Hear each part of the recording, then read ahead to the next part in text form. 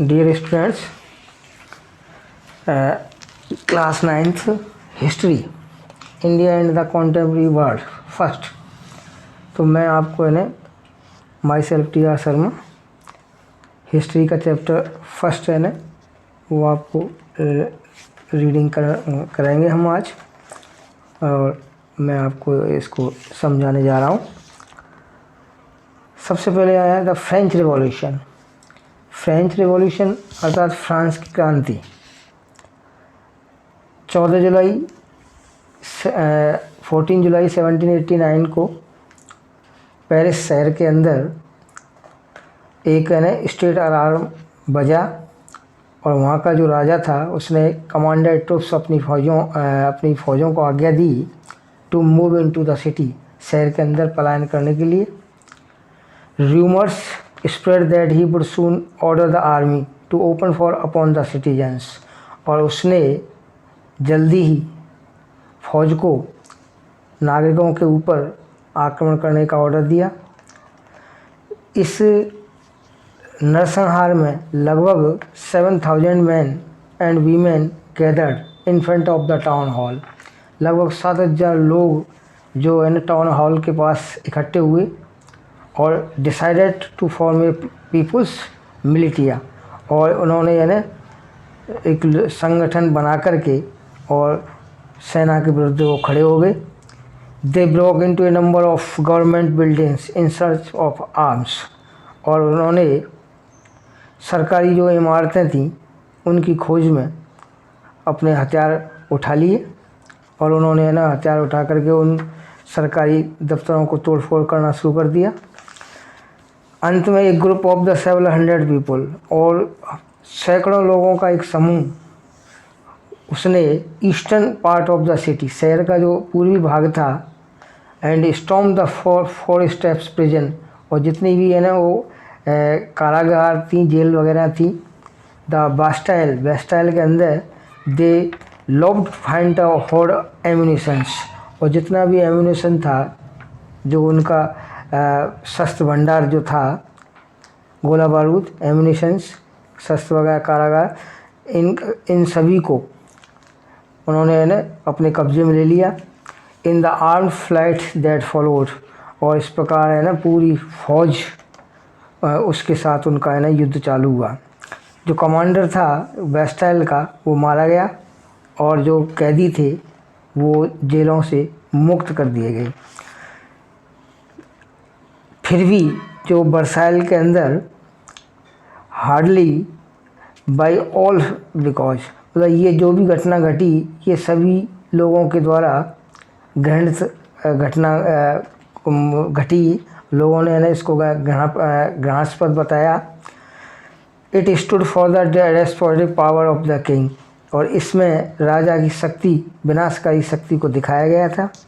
The fortress, और जो किले वगैरह थे वो डेमोलिस्ड, वो नष्ट कर दिए गए थे। और स्टोन फ्रेगमेंट्स, और जो उनके जो पत्थर थे वो उखाड़ दिए गए थे। सोल्ड इन द मार्केट्स, और उनको बाज़ारों के अंदर बेच दिया गया था। To all those who wished to keep a souvenir of its destruction, इस प्रकार इस सत्ता का पूरी तरह से विनाश हुआ। The days that followed saw more writing both in Paris and the country side, और कंट्री साइड के अंदर, पेरिस के अंदर और कंट्री साइड देहात के अंदर लोगों ने ये देखा कि अधिकांश लोग protesting against the high price of bread, रोटी की बढ़ती हुई कीमत, अर्थात बेरोजगारी और भुखमरी की समस्या को सभी लोगों ने बताया। मच लेटर, लेकिन बाद में हिस्टोरियंस लुक्ड, इतिहासकारों ने इस चीज़ को देखा समय के अंतराल में कि they saw it is the beginning of A chain of events, कि ये घटनाओं की एक श्रृंखला थी। That ultimately related the executions of the king in France, जो फ्रांस के राजा के विरुद्ध लोगों को एक संगठित होने की एक घटना सिद्ध हुई थी। Most people at the time, और अधिकांश लोग समय के साथ साथ एंटिसिपेटेड इन आउटकम, वो उन्होंने संपूर्ण रूप से इसमें भाग नहीं लिया। How and why did is happen, और ये वो समझ नहीं पाए कि ये कैसे और क्यों घटित हुआ। नेक्स्ट, इन 1774 1774 के अंदर जो लुइस 16 जो लुइस 16वां वो बोर्बन फैमिली, जो बोर्बन फैमिली का जो राजा था, ascended the throne of France, उसने फ्रांस के सिंहासन पर है ना अपना कब्जा अधिकार जमाया। वह ही वॉज 20 ईयर्स ओल्ड, वह 20 वर्ष का था, and married to the Austrian princess Marie Antoinette, और उसकी शादी जो है वो ऑस्ट्रियन प्रिंसेस, ऑस्ट्रिया की जो राजकुमारी थी जिसका नाम मैरी एंटोनी, तो उसके साथ उसकी शादी हुई 20 वर्ष की उम्र में। और अपने असेसन, अपने अधिकार के बाद, new king found in empty treasury, तो उस नए राजा ने अपने खजाने को खाली पाया। लंबे वर्षों के युद्ध के कारण drain the financial resources of France, क्योंकि फ्रांस की जो है ना आर्थिक स्थिति वो खराब हो गई थी। इसी के साथ साथ this was the cost of maintaining an extra court at the immense palace of the Versailles, और वर्साइल्स का जो महल था उसके जो बढ़ते हुए खर्चे थे उनको मेंटेन करने के लिए भी है ना खजाना बहुत ज़्यादा खाली होता चला गया। अंडर लुइस 16, और लुइस 16वें के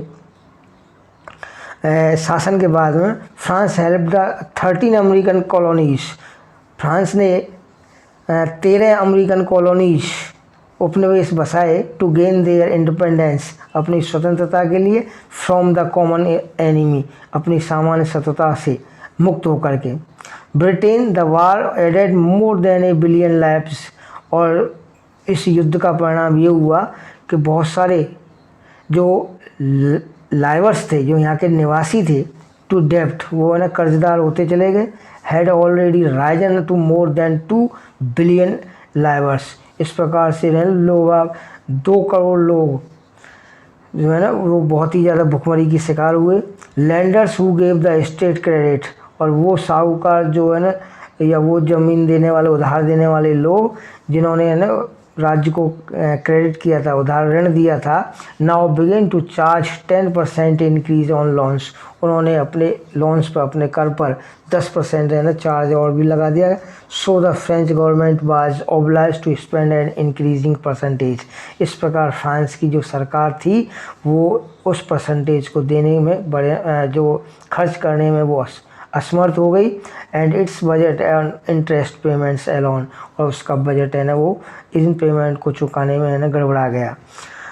to meet its regular expenses, और अपने नियमित खर्चों के कारण, such as the cost of the maintaining an army, army की व्यवस्था को बनाने के लिए, कोर्ट रनिंग गवर्नमेंट, सरकार को चलाने के लिए, ऑफिस और यूनिवर्सिटीज, विश्वविद्यालयों को और सरकारी कार्यालयों को संचालित करने के लिए, the state was forced to increase taxes, सरकार के ऊपर ना बहुत सारे कर एक्स्ट्रा जो इंक्रीज है ना बढ़ते चले गए।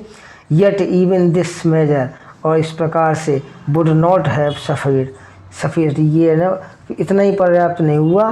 French society in the 18th century, और फ्रांस की जो समाज जो था 18वीं शताब्दी के अंदर डिवाइड इनटू 3 एस्टेट्स, वो 3 भागों में ना डिवाइड हो गया।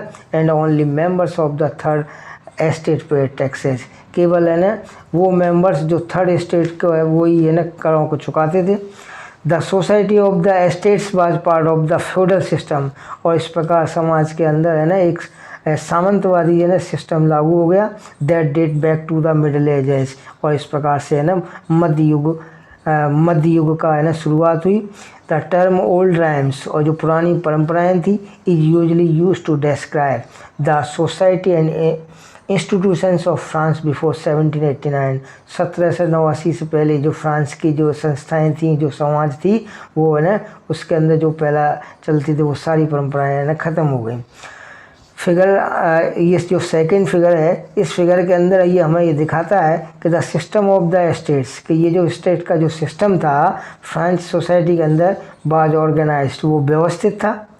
Peasants made up about 90% of the population, और इस जनसंख्या के लगभग 90% है ना वो किसान लोग थे। However only A small number of them on the land, इनमें से है ना कुछ ही संख्या में लोग है ना वो ज़मीन के करों को चुकाया करते थे।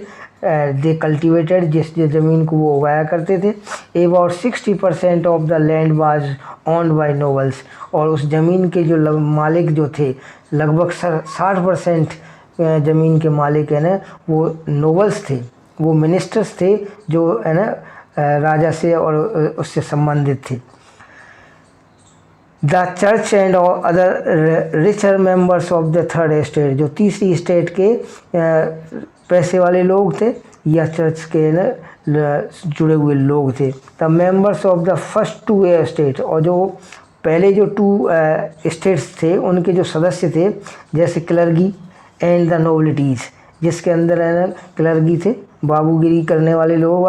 Group of persons, clergy means होता है group of persons invested with special function in the church, जो चर्च के अंदर विशेष रूप से ना चुने जाते थे, ऐसे लोगों को क्लर्गी कहा जाता था।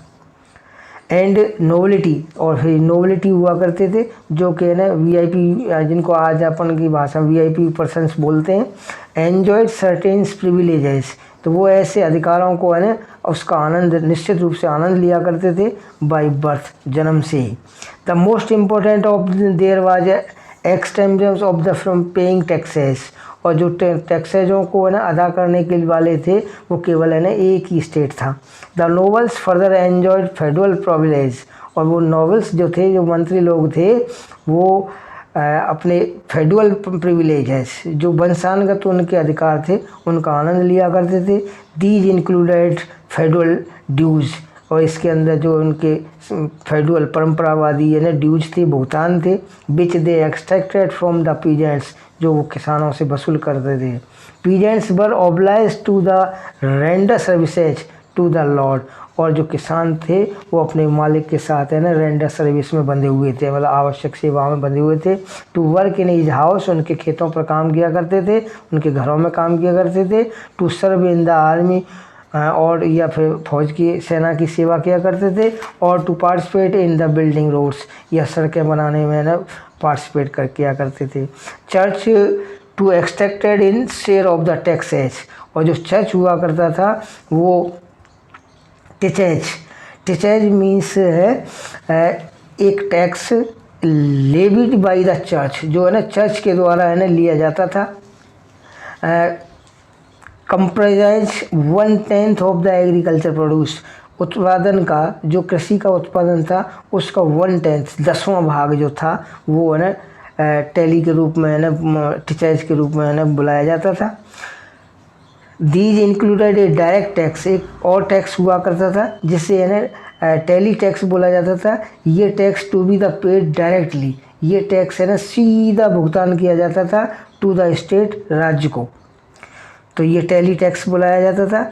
The burden of the financing activities, इस प्रकार से जो है ना आर्थिक एक्टिविटीज़ का जो बोझ था of the state through taxes were borne by the third state alone, ये तीसरी स्टेट जो थी इसी को है ना इसी के ऊपर सारा बोझ था ये। द स्ट्रगल टू सर्वाइव, अब इसमें के लिए जो सर्वाइव जो था, इसके लिए जो संघर्ष था कि पॉपुलेशन ऑफ फ्रांस, जो फ्रांस की जो जनसंख्या थी रोज फ्रॉम अबाउट 23 मिलियंस, वो लगभग 23 मिलियंस इन 1715, 1715 के अंदर 23 मिलियन अर्थात लगभग 23 करोड़ के आसपास थी, टू 28 ऑर्डर अगेंस्ट, और इसके अंदर है ना लगभग 28 बिलियन इन 1789, ये है ना 1789 हो गई थी 1789 के अंदर, 23 से लेकर के 28 billion. This led to a rapid increase, इस प्रकार से है ना ये तेज़ी से है ना वृद्धि होती गई in the demand for the under grains, और फूड ग्रेन्स जो थे, अनाज के जो भंडार थे उनकी है ना मांग बढ़ती चली गई। प्रोडक्शन ऑफ ग्रेन्स, अनाज का जो उत्पादन था, कुड नॉट कीप पेस, वो उनको शांति नहीं दे सका विद द डिमांड, उनकी है ना मांग के हिसाब से। So the price of the bread, इस प्रकार से है ना रोटी की कीमत बहुत ज़्यादा बढ़ती चली गई। Which was the stable diet of the majority of the rapidly, इस प्रकार से ना तेज़ी से रोटी की कीमत बढ़ती चली गई। मोस्ट वर्कर्स, अधिकांश जो वर्कर्स थे वर एम्प्लॉयड एज लेबर्स, जो अधिकांश वर्कर थे वो है ना मजदूरों के रूप में है ना कर्मचारी थे। इन वर्कशॉप के अंदर those owner fix their wages, जिनके मालिक हैं उनको फिक्स मजदूरी दिया करते थे। But wages did not keep pace, लेकिन जो मजदूरी हुआ करती थी वो उनको है ना शांत नहीं रख सकी। With the in rise in prices, और उनमें ना कोई वृद्धि नहीं हो सकी। So the gap between the poor and the rich widened, इसलिए गरीब और अमीर के बीच में जो गैप था, जो दरार थी वो बढ़ती चली गई, चौड़ी होती चली गई। थिंग्स बिकेम वर्स, चीज़ें बुरी होती चली गई। When ever dot and hell, और फिर सूखा और हेल तूफ़ानी या ओले रेड्यूस द हार्वेस्ट, इन्होंने भी है ना समय समय पर फसल को नष्ट कर दिया। This leads to a substantial crisis, ये एक विषम परिस्थितियाँ थी जिसके कारण है ना ये परिस्थितियाँ बिगड़ती चली गई। Something that awkward frequently of France during the old rhyme, इस प्रकार फ्रांस के अंदर ये पुरानी परंपराएं टूटती चली गई।